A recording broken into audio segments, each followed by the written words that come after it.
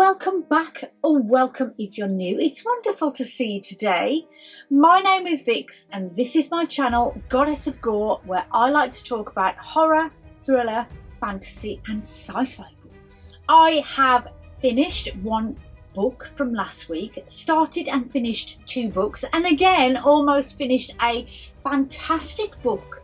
Shall I stop blabbering and just get on with the books?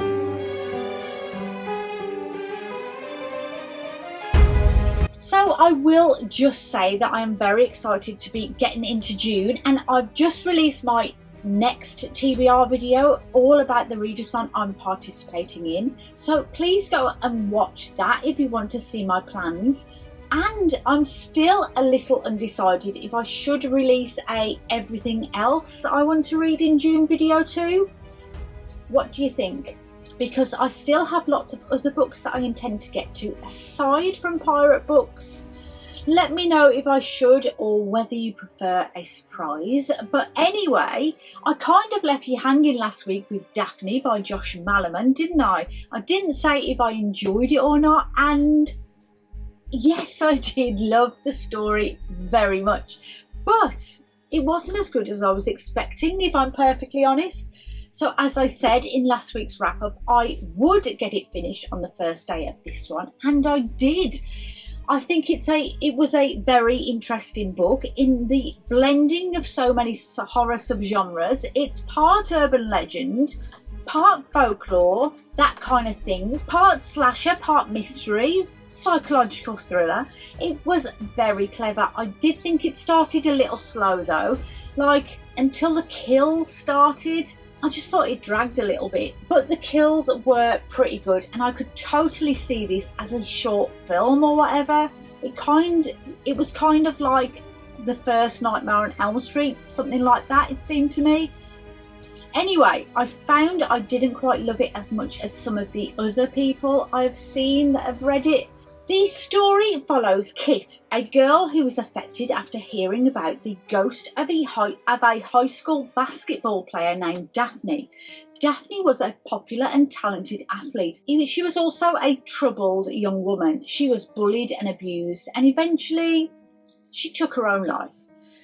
Kit is drawn to Daphne's story and she begins to investigate her death, but as she gets closer to the truth, she begins to realise that Daphne's death wasn't an accident. This was a pretty tense book with some proper edge of your seat moments, and as I said, the kills were phenomenal. Kit is such a great character, I thought, and this ran just like a slasher film in my head. It deserves every one of those 5-star reviews that other people have given it.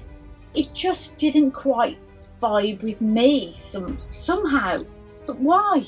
I don't know. For something very short, I thought it didn't need to have started so slow. But what I did love was the unfolding of the local legend of Daphne and how it spread like an infection by saying her name, almost like a Bloody Mary legend, or by thinking about her she would turn up. And this is a well-used trope in horror films, but not so much in the books that I've read, and I thought that it worked so well in this. The "is Daphne real or not" thinking by all of the basketball team members too, as she shows up in the corners of your vision or in the shadows, was just so well done here. With Kit waiting to see if she would be the next kill on Daphne's list. It was so clever. It was a lot of fun, and I'd wholeheartedly recommend it to others looking for a slasher, but it was nothing that memorable for me, I'm afraid. I didn't say at the start that I read this on ebook, did I? Well, I did. Next, I picked up, or rather pulled out of my TBR jar, the book That Wouldn't Burn by Mark Lawrence. I was very kindly gifted this on ebook by the publisher HarperCollins UK through NetGalley, but I have since been out and bought myself a copy. This book is about two lives, Eva and Livira. One is born in complete poverty and in a place called Dust, and the other has always lived in this vast library with his brothers and sisters, who aren't his real brothers and sisters, brought up by porcelain librarians. all we are told in the synopsis is that their lives spiral around each other, with each blurring into the other. So the book is told from two different perspectives. Firstly, Livira, she's such an amazing girl, and right from the start, as she's getting beaten up, every time she's knocked down, she gets back up again, saying, "That all you got?" You know what kind of girl this is going to be. Feisty, cocky, and the hero. And you've got Eva, quiet, shy, a good kid, does nothing wrong, never asks questions about his situation, never questioning authority, that kind of kid. But they each have a common enemy. Both of them are at war with what they call sabbers, a kind of breed of beings that want what they've got. But, as Livira says, we've got nothing. Why do they want that? So, Livira and a gang of the other kids from the dust are rounded up and taken to the city after a bit of a fight. They end up being led by just two soldiers. One of them, Malar, takes a shine to her, so when it comes to handing over the kids to the city, he keeps her aside and gives her to a librarian called Wouldnt instead. After finding out that she has a perfect recall memory, he decides to get her educated and trained as a librarian. Now, you get the impression that their libraries are the same, but not. I mean, obviously, or they would have met each other before now. So you spend a lot of time in the book wondering what it is that has kept them apart. Eva is locked in, whereas she is not. She can also come and go, although there are doorways she can't go through.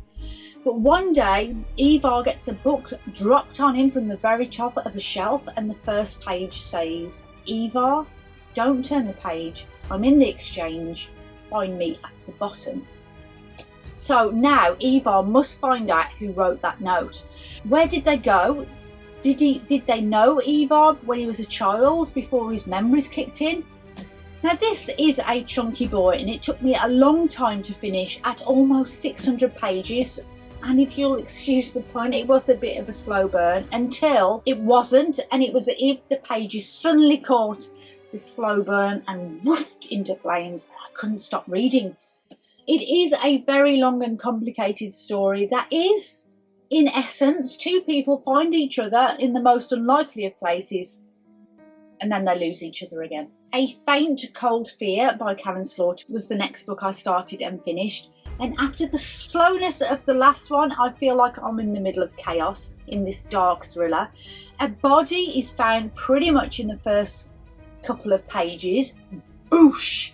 And then another stabbing. Boosh! And then just when you think, okay, we're going to get started with the investigation, boosh! Another. Okay, calm down, Karin. Let me catch my breath. So this picked up not long after the last book of the series, Kiss Cut, and this one is sort of set on a university campus where Lena now works as campus security. She's quit as a detective after Jeff gave her an ultimatum, and she gives him the old finger and she's left.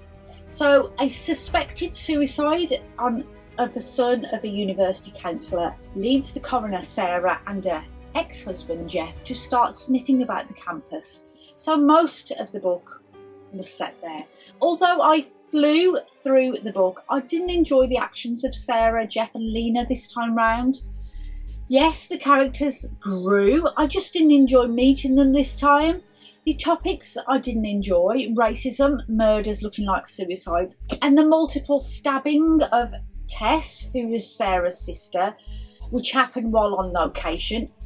I didn't enjoy it. Lena has been my favourite characters, but this time I just didn't like the way she was written. So this is officially my least favourite Grant County book so far. There was lots of brutal graphic descriptions and all that fun stuff, but it was just a bit meh. But I was obviously saving all my love for The Devil Takes You Home by Gabino Iglesias. I'm currently at 70% through and I'm loving this book. I can't wait to finish filming so I can get back to it. This opens with Mario getting the news that his young daughter Anita has leukemia by a doctor at the hospital where she is. Anita, has a high chance of survival, etc, etc. He has insurance through work, so she's covered except for the excess. Okay, until work phone him, say he's had too much time off and he's fired. Poof, the insurance has gone. Well, obviously he's not going to stop his daughter's treatment. Debt racks up. But he has a friend, Brian, who knows some bad people, and he does a one-off hitman job. He gets rid of a bad guy for money, but the expense just gets bigger.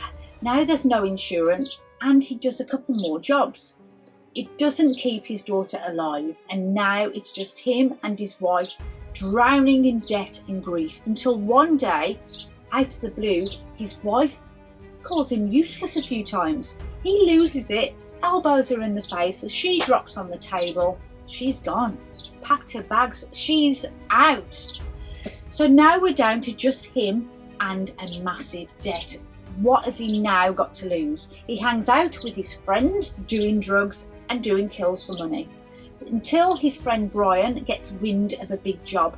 One job to win them all, a night of opportunity that will mean they can run off in the sunset and never have to worry about money again. Except Mario keeps getting visited by a big African guy who looks just like the big African guy who he used to share a trailer park with. But that guy was found folded up in his tiny shower cubicle with his eyes gouged out, so it can't be him. But he keeps warning him that his next job is going to be a big mistake. And the visions he sees, well, he's not going to listen to those either. This isn't just a crime noir. This is a pretty dark and graphic tale. Some horrible, horrible scenes have happened so far. And I can't wait to do a full review about that next week. So that's it. That's all of the books I read last week. I still have 4 days left of reading at this time of filming until the month's end. And I hope I can get some more ticked off my TBR. What did you get up to last week? Did you do or read anything fun? Let me know in the comments and we can have a little chat. Also, let me know if you're doing any readathons next week or just plans that you're looking forward to. Don't forget to like if you like this and subscribe if you haven't already and want to hang around with me a little longer. I will leave you with a quote from one of the books I read this week. What kind of soldier are you if you can't follow orders? Livera felt her temper slipping. A retired one who doesn't see any fucking officers here. Malar snarled. Make some good book choices this week, my friends, and I hope to see you all again soon. Until next time, bye bye.